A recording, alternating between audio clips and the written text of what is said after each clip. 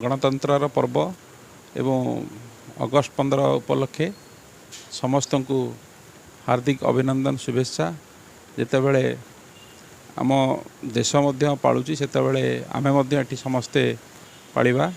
प्रत्येक जनसाधारण को मोर अगस्ट 15 उपलक्षे एवं जटणी निर्वाचन मंडल समस्त भाई भौणी एवं वयोज्येष्ठ मानक छात्र छात्री मानक समस्त को हार्दिक अभिनंदन शुभेच्छा।